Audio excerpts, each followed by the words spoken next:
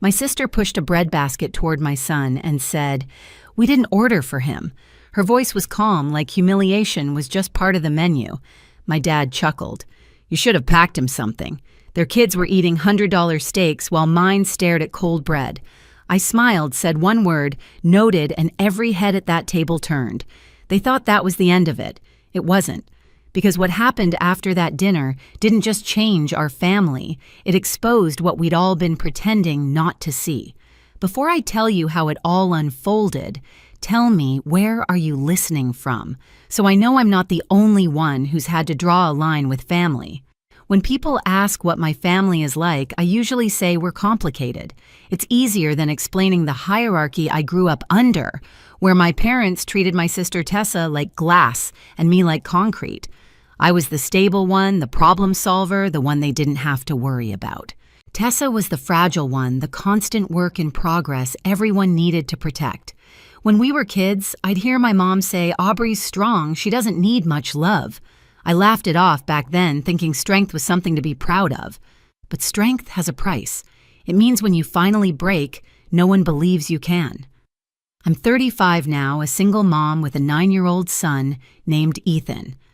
He's quiet, observant, the kind of kid who notices everything but says little. I work as an administrative manager at a charter school in Tempe, Arizona. My days are made of emails, lesson schedules, and PTO meetings, nothing glamorous, but it pays the bills and keeps us safe. My parents live 30 minutes away in Phoenix in the same house I grew up in. The wallpaper hasn't changed since the 90s, and neither have they. My dad still believes discipline is love, and my mom still believes silence keeps peace. I used to visit every Sunday until the emotional math stopped adding up. The small talk, the sideways comments, the subtle digs that left me drained for days. Tessa. She's the golden child who never seems to run out of second chances. She's gone from job to job, boyfriend to boyfriend, always starting over. My parents call her brave for trying new things. When I pay her rent or pick up her kids from school, they call me responsible. It's funny how the same act can mean charity for one and duty for another.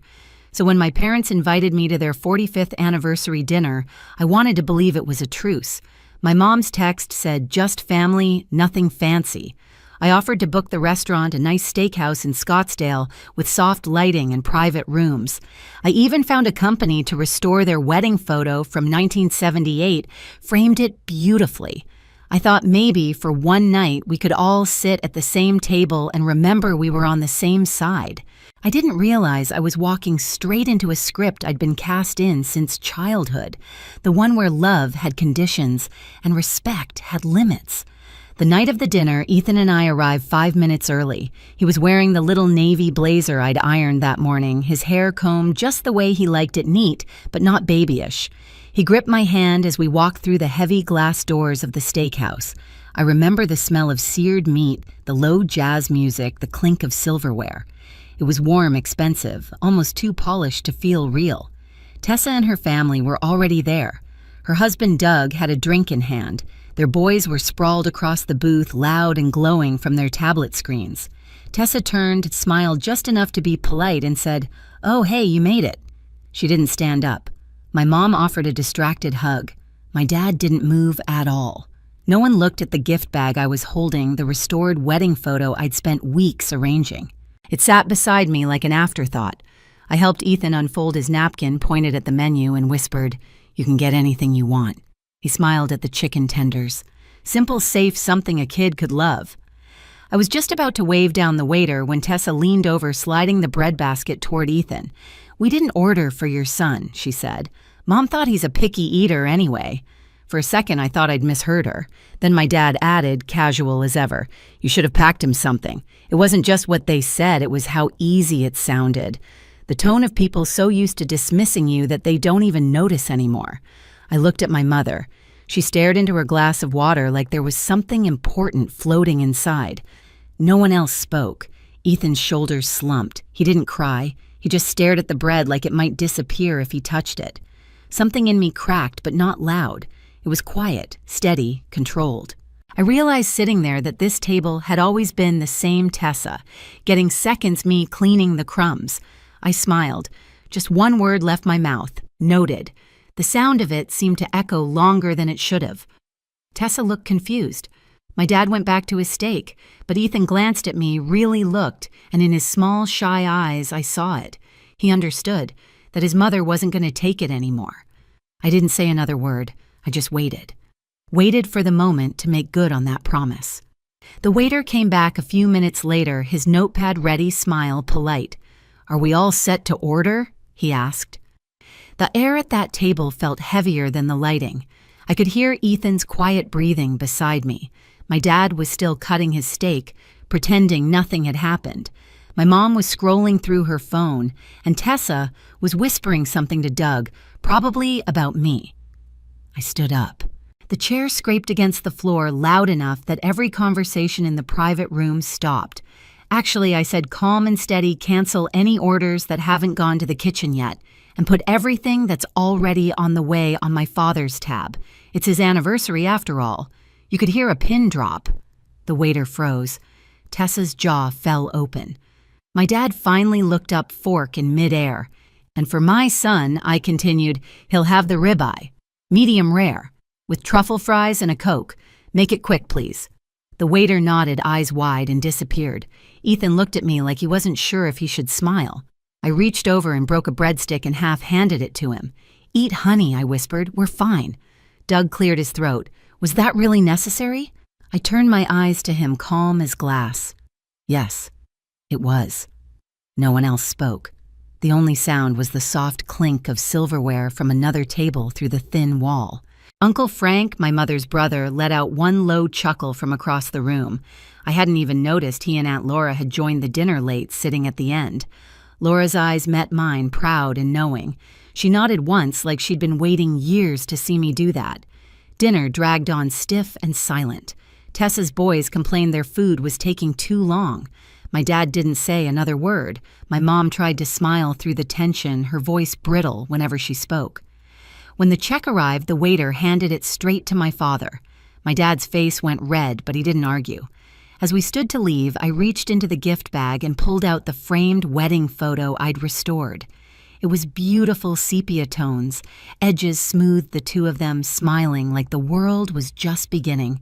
I placed it gently on the table. "Happy anniversary," I said softly. Then I took Ethan's hand and walked out. We passed the host stand, the bar, the soft jazz still playing like nothing had happened. Outside, the night air hit cold against my skin. Ethan squeezed my hand. "Mom." "Yeah." He looked up, small and serious. "You weren't scared." I smiled. "No, baby." I was done.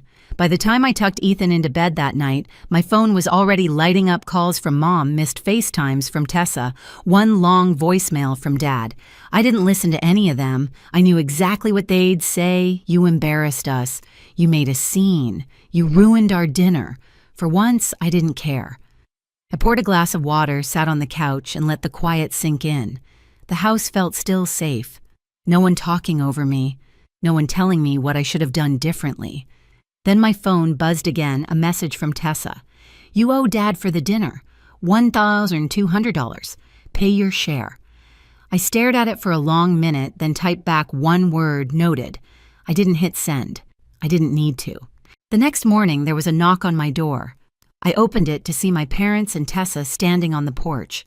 They didn't call first. They never did. Dad was holding an envelope. Mom's lips were pressed so tight they were almost white. Tessa had her arms crossed, her sunglasses still on, though it was cloudy. "Can we come in?" Mom asked already, stepping forward. I didn't answer. I just moved aside. Ethan was sitting on the couch, pretending to play his Switch. He looked up, caught my eyes, then looked back down. He didn't need to see this, but he'd lived through enough of it already to know how it went. Dad placed the envelope on the kitchen counter with a soft thud. "That's the bill from last night. You agreed to pay half. You didn't." I leaned against the counter, calm. "Actually, I didn't agree to that. I offered to host, and you turned it into a public shaming. That was your tab." "You embarrassed the entire family," Mom said, her voice shaking. "In public, Aubrey. People were watching." Tessa cut in sharper. "You're delusional. Everyone's talking about it. You looked crazy." I laughed quietly. "Crazy." "You called my son invisible. Maybe that's what crazy looks like to people who can't handle a mirror." Tessa's mouth opened, but Uncle Frank's truck pulled up before she could speak. I'd called him 15 minutes earlier, said, "They're here." He'd simply replied, "We're on our way." When he and Aunt Laura walked in, the room shifted. My mom's face dropped. Dad's eyes narrowed. Frank nodded at me. "You good?" "Perfect," I said. Laura went straight to the counter, looked at the envelope, then back at my parents. "You really came here to collect money from your daughter after what happened?" "This isn't your business," Mom said quickly. Frank crossed his arms. "It is when you keep pretending one child's worth more than the other." Tessa scoffed. "Oh, please, here we go again, poor perfect Aubrey." I turned to her, my voice level. "You know I've covered your rent for almost a year, paid your electric bill, bought your kids Christmas presents. You never said thank you. You just said you'd pay me back soon." Frank slid a stack of papers across the table, photocopies of payments and transfers. I hadn't told him I was saving them, but Laura had suggested I document everything months ago. Tessa went pale. "You kept records. I keep receipts," I said, "for people who forget how much they take." Mom's hand shot up, trembling. "Enough. This is private family business." Laura cut in, her tone calm but firm, "Then start acting like a family." No one spoke. Even Ethan looked up from the couch. I reached for the envelope on the counter, opened it. Inside was the restaurant invoice, $1,200, neat handwriting at the bottom, "Pay your share." "Aubrey," I pulled $600 in cash from my wallet, placed it on top. "Here's half. Not out of guilt, out of pettiness. I sleep better knowing you didn't get the whole thing." Dad's face flushed red. "You're being disrespectful." "No," I said. "I'm being done." I slid the remaining papers from the folder toward them. Proof of every payment I'd ever made to Tessa, screenshots of messages, even a note from the school counselor confirming Ethan was doing fine after their so-called concern report. Mom's face drained of color. Dad clenched his jaw. Tessa was trembling. "You're pathetic," she said, voice cracking, "dragging everyone down because you can't stand not being the favorite." I stepped closer. "You were always the favorite, Tessa. You just mistook it for love." The room went quiet. Frank nodded once. "That's it. We're done here." I walked to the door, opened it, and waited. It took them a few seconds, but eventually they filed out. My dad first muttering something under his breath. My mom next, eyes wet. Tessa last glaring. When the door closed, I locked it and leaned my forehead against the wood. For a moment, I just stood there breathing. Then my phone buzzed again. A voicemail from an unknown number. I hit play. "This is the Department of Child Services. We received an anonymous report about your son, Ethan. We'd like to schedule a home visit." I froze. By the time the knock came 2 hours later, I'd already cleaned every surface of the house, double-checked. The fridge straightened Ethan's room. The two women at the door were professional calm. They asked questions. They looked around. They smiled at Ethan's art taped to the fridge. One of them said quietly before leaving, "We can tell this was a misunderstanding. You'd be surprised how often family does this." I wasn't surprised. Not anymore. That night, I gathered everything, copies of payments, messages, photos, and one letter I'd found months ago in a box in the garage. My mother's handwriting dated 35 years back. I don't think I'll ever bond with this second child. I'm too tired to try. I scanned the last line over and over until it blurred. That letter wasn't meant for me to find, but it explained everything. The next morning, I called my lawyer, Karen, a friend of Laura's. We filed for a formal cease and desist against my parents, and Tessa citing harassment and false reporting. Karen was quick, efficient, and furious on my behalf. A week later, a letter arrived at my door, this time from their attorney. They were filing for grandparent visitation rights, claiming I was denying them access to Ethan out of spite. Karen read it, smirked, and said, "They don't have a case. Arizona law won't back them. But let's make sure they regret even trying." We filed a full response with evidence, attached proof of harassment. The CPS report marked unfounded the payment trail and that old letter from my mother. 3 days later, the case was dismissed. When I told Ethan, he just nodded. "So they can't bother us anymore." "No, honey," I said. "Not anymore." He smiled, small but real. That evening, as I watched him color at the table, I realized it wasn't revenge. It was rescue. rescue from a family that confused loyalty with obedience and love with control. After the court dismissed their claim, silence finally settled like clean air after a storm. No calls, no messages, just quiet. I changed the locks the same week and updated my will, naming Uncle Frank and Aunt Laura as Ethan's legal guardians if anything ever happened to me. It felt strange, freeing like cutting a rope that had been digging into my wrists for years. Doug Tessa's husband sent a single text 2 days later, a screenshot of a bank transfer, half the rent I'd covered for them. No apology, no words, just numbers. A few minutes after another message came through, "I'm done with her. Take care of yourself." I stared at it for a while before deleting it. He wasn't worth the space in my phone. None of them were. When I saw my mother at the grocery store a week later, she looked smaller, older. She didn't speak. Just stood by the produce section, pretending to compare prices on apples. I walked right past her. For the first time in my life, I didn't stop to make her comfortable. At home, Ethan was on the porch reading. The sunset painted his face in gold and orange. "You seem different," he said quietly. "I am," I told him. I stopped trying to fix things that weren't broken by me. He smiled, leaned against my shoulder, and kept reading. The air was still, peaceful, and for once, no one else had the power to ruin it. A few weeks later, Ethan and I drove north to Prescott, just the two of us. We set up a small camp by the lake, roasted marshmallows, and watched the fire crackle against the night. The stars looked endless, untouched by everything we'd left behind. Ethan turned to me, his voice soft. "You seem lighter, Mom." I smiled, watching the flames dance in his eyes. That's what freedom feels like. For the first time in years, I wasn't angry. I wasn't sad.